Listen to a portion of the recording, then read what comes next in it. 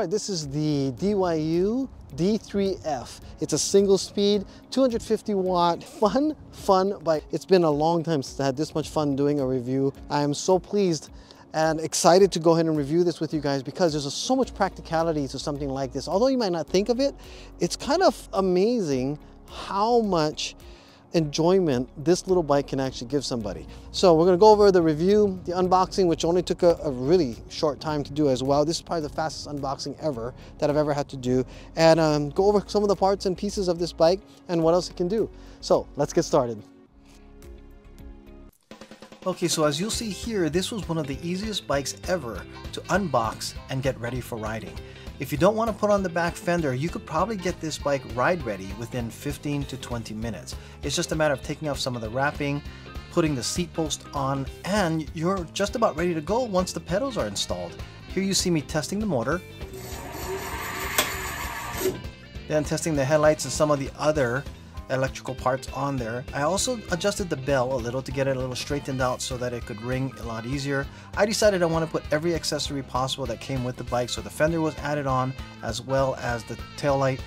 This part here, I'm actually adding flat out tire sealant. I add that to all of my bikes to make sure I don't get any thorns making my day miserable by having a flat. The last thing is I added some extra added accessories that you can find on the e-bike product website, and I was ready to go.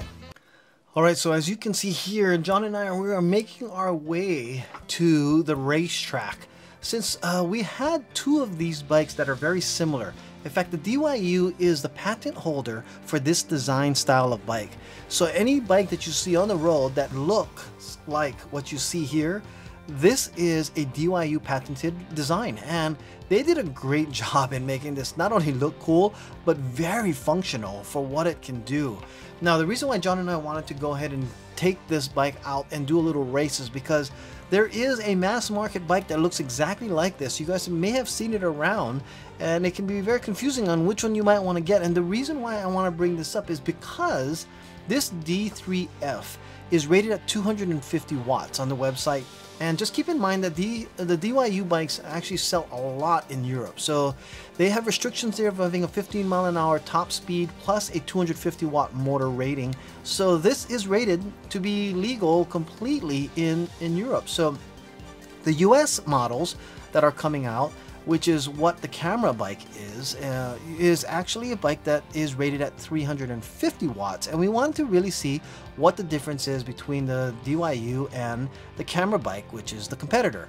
Now, this competitor bike you can find pretty much at like all the big box stores, and that is one of the reasons why you see such a mass market. You see these all over the place, and we are getting ready to get lined up for it. And just keep in mind also, the speedometer that you see there, the mile per hour on the rating is a GPS tracker that is on the DYU bike. We have it set up on the neck of the bike there, and that will give us an accurate reading of how fast exactly this bike is going against ours here. So first of all, we get set up and we said 3, 2, 1 and then go. And when we start going, you'll see that John, even on his bike there, now I'm 30 pounds lighter. I'm about 170, 175 pounds. John is about 2 to 205. You'll see that I take the lead right off the bat, and I think it's supposed to be because we're lighter. Now, I'm thinking first and foremost that I'm 350 watts of power under me versus John's 250, but all of a sudden here what you see, John goes and passes me up. And that shocked me. I was blown away at the fact that he has a lesser powered bike, or so we thought, and he was able to pass me. So we actually said maybe it's because we're going on a slight incline, and we decided we'll get back in line and do a second run. So here what you're going to see is our second run. It's a slight decline of a hill, and again, when we hit the start, I am a little lighter, so we're going to see my bikes take off in the beginning. John's beginning on the DYU, the D3F then comes behind, but as he starts to gain momentum, you'll see that the DYU again starts gaining, and if we had more raceway, he definitely would have passed me by far. And he's going over 15 miles an hour on this downhill for this race. So we're going to go ahead and set up one more time, but this time we decided we got to see is it the weight that's making the difference? Is it really the bike? So we're going to switch off, and I'm going to be on the 250 watt DYU D3F at 170 pounds. He's going to be his 200 pounds on the 350 watt camera bike. And count of three, we said ready, set, go. And we then just take off. Now, of course, you would suspect from what we saw the first time, I probably would have an advantage on the takeoff regardless because I'm 30 pounds lighter. And as you can see, the DYU does start off with a lot more lead, and it just keeps taking the lead longer and further and pulls away from John, where he has absolutely no chance of catching up with me at this point here.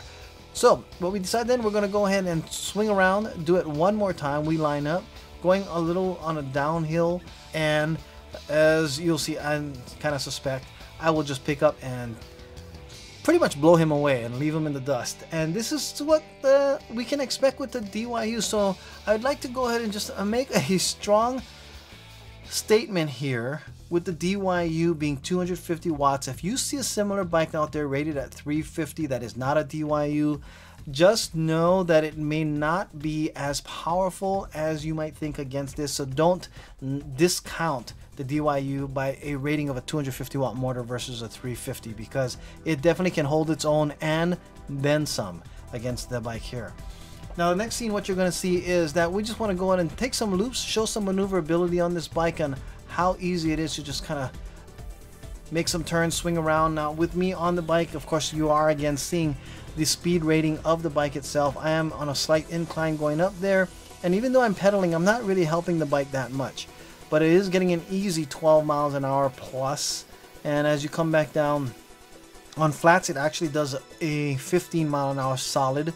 So me going downhill now, of course I'm playing around, so I'm not going at a full throttle, but you do see that I will get up to about a 12 or 13. Now there's not a lot of runway either. This is more to just get some footage of the maneuverability and kind of show you what it looks like when someone is riding around on it. And even at 5'5", that's not a problem. John again is at 6 feet, fits him very well for what he needs it for. Okay, so here we go. We're going to be reviewing the DF3 specs of the bike from front to back. Really get to take a look at what this bike has to offer anybody who's interested in getting a bike like this. This is, like I said, an ultra compact or ultra portable type bike because it can easily fit in a car. I think it's like 200 millimeters wide according to some of the specs that's on there. It's only a 250 watt motor, but I believe it probably peaks out at about 350 because, you know, we've tested against another 350 bike and it actually kept up pretty easily with it without any issues. And I know that there are some regulations that DYU does have to follow because they sell a lot of their bikes in Europe. But this style has become super popular in the US now. And one of the reasons is that the design is just kind of brilliant. It makes the bike so easy. It's easy to throw in a trunk, easy to throw in the back seat of a truck or car if you have, you know, an extra cab. Of course, easy to throw in a truck itself. The handlebars do fold down, so you have that benefit as well. There is a latch right here. And let me go ahead and I'm going to demonstrate that right now because it's really easy. You just pull this out and that actually brings the latch able to come down. The safety latch part here. So you just open that up and then you can push this down and then your handlebars fall down. So with that all the way down here, and then if you want, you can even take out the seat or drop the seat. This is the complete height and size of the bike. So you have the ability to really compact size this bike. And look, even the width is actually not that far because you even have the ability to fold these pedals in, you know, by pushing them in and folding them up because both sides have the folding pedal. This is the whole bike. I mean, look how small it is. Oh, I've loosened the seat, so that's why. But you can, even if you take out the seat, I mean, that's another option. So look at, this is like incredible. You can throw this in the trunk of so many different cars. Of course, easily inside of any SUV. And even, like I said, even the back seat of a car or cab of a truck. So you have that, first and foremost, does make this a lot of fun to just have around because it doesn't take any space in the garage, hardly at all. If you do have a limited space, put this back up, super easy, snap this up, squeeze, that goes in, and then just put this safety so that this holds in here, and that's pretty much it. Simple on and off button here, turning the bike on and off, you just push it. You have a LED light indicator here showing that the bike is on. In fact, let me go ahead and push the button so that you can see I've pushed the button and it turns off, and I push it again and basically it turns on. You have these green lights indicating that it's on. This is your cruise control, on and off. If you want to turn it on and off, you can do that. It has a single full throttle. So by spinning this, see the wheel spinning back there. Now, one thing that's a little, I guess I would say, different is that the back brake is on the left. And once you get used to that, I honestly think I like it better. And the reason being is that you can always have your hand a little on the brake while you're full throttling. So you don't have to let go of the brake and hit this. I mean, let go of the throttle and hit this at the same time. It'll automatically do that. Now, you do see that I have extra accessories on here. This is the cell phone holder, and then also a water bottle bag holder, because it does not have a water bottle bosses. And if you're going to go pretty far with this, definitely always want to carry water with you. It can go, it says up to like 30 miles if you're helping it, 20 to 30 or so. And on throttle alone, maybe 20 miles or so. So you get quite a bit of distance on it, but I would say you definitely want to kind of help it along. It is fun to give it a little pedaling here and there. You know, at 250 watts, it's not going to be like a super turbocharged bike, but it will definitely get you around. As you can see, John and I riding around on this thing. I'm 170. He's about 200 to 210, I believe is what he was telling me. And it pulls him around just fine. He actually puts this bike inside and out of his truck every time he comes to visit when we're going to go riding. He has to park at a park, and then, you know, his knees are a little bad right now, so he has to have something. He can't walk from his car to my house and back. He needs to have something, so he uses a bike just like this to go ahead and get him there. Helps out immensely for him. The seat easily can be adjusted or tightened just using this latch right here. Tighten that in there. And it is a single speed. You don't have to deal with any gears. This here is everything that you see. One speed, pedals. Just pop these pedals down when you're ready to go. These will go in. And it has disc brakes, so you do have a lot of stopping power here. And it looks like these are even 160 millimeters. They're not going to be hydraulic brakes, obviously.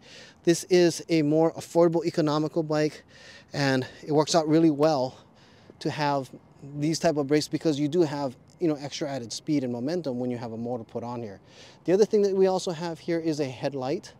Now, the headlight does go on by actually holding the button down for a few seconds, and up to 5 seconds the bike light turns on there, and then hold it down for another 3 seconds. This is not, of course, going to light up the whole road in front of you. It basically will just make sure that you're visible at night to others. But again, just hold this button down there. Between 3 to 5 seconds, the light goes on. That's it. We do not have a tail light with this, but it does come with an attachable tail light, and that's what we have back here. And this is also IP54 rated. That means that you can ride this in the rain without worry. You know, who is this bike really going to be a lot for? So let's talk about that next. This bike is going to be a lot for someone, one, shorter. You can hit basically a really short rider, so even young riders can probably get on this without a problem. They can join the family who might not be as confident or comfortable with electric bikes yet, and this is a great starter bike for that. But not to say that, you know, John and I are both very experienced riders. We ride all the time, every week. We review all these bikes, and we love this bike. In fact, this is one of those bikes I'm going to leave right toward the entrance of the garage, because if I need to take something to the post office, every day I have these orders, this is one of the fastest ones to get in and out, because it's so small, super nimble, and I don't need to go very fast. You know, 15 miles an hour is the top speed, and that works out perfectly fine for me. So college students, this would be great as well. You can put it in the dorm room with you. If you go to class, it can be locked up in multiple points, because it does have, you know, even like this handle here. Easy to lift up. This is one hand, and you can see the bike comes right off the ground, no problem. You can do that. You can fold it up, stick it under a desk, or stick it in under a bed even, and that's another big benefit. So this is where space is limited, and you just want to have some kind of extra transportation. We'd replace those that are actually scared of riding scooters. This is safer than a scooter as well, because you can actually put your feet down and stand in one place, and you have multiple points of balance. This actually weighs the same as many of my 300-watt scooters, and goes the same speed, but it also has bigger tires for more stability. So this is a great scooter alternative for those who might want to be thinking about a scooter that it's not necessarily all that safe. The other thing is, on a scooter, when you come to a stop and you want to stand and keep it up, it doesn't have a way to do that, whereas on a bike, you can stop, put your feet down and your hands are free. Whereas a scooter, you have to stop. You're gonna have to hold the scooter somehow while you wanna do something at a stop with your hands. But this is a small bike, easy to throw in the back of a truck if I'm gonna find parking far away. And I don't know what else to say other than, you know, these are 14-inch tires in the front. They work really, really well. And the bike is a lot of fun, super stable, 1 speed. If I have nieces and nephews that come over and want to come riding and they can balance on a bike, have them start on this first with no battery hooked up to it or no power running to that. Once they get used to the bike, the balancing, give them a little power, and I don't have to worry about them getting thrown off because it doesn't go that fast or have too much torque where, you know, they'll lose control off a start. So perfect bike. Even my wife will probably, you know, have a lot of fun riding around with me. She's a little intimidated by a lot of the larger bikes. This is not one she'll have any problem jumping on and going with. If you're gonna go to the park, your kids want to ride the bike and you don't want to go ahead and run around chasing them, put this in the back while they ride a regular bike and then you just kind of follow them along with it. So many versatile ways to use this bike. And I don't know, a lot of people think, oh, that's just a toy bike. But like I said, it gives a lot of options where regular e-bikes are just too big. And it's so much fun. Still, you don't need to go ahead and pedal and worry about hills as much. I mean, of course, it doesn't pull up a great, real steep hill, but it will assist you in a lot of different ways to get up places. And, you know, you take it for what it is. It is a smaller bike for fun riding. So that's the bike itself here, the D3F. Just a fantastic performer. You can get one of these bikes at ebikeproducts.com, D3F. Again, that's ebikeproducts.com/D3F. Take you straight to the bike buy page here, and you can take a look at it there and see all the specs and all the other parts of this bike and what else is available for it. I hope you guys like this review. Don't forget to like and subscribe, and I'll see you guys in the next video.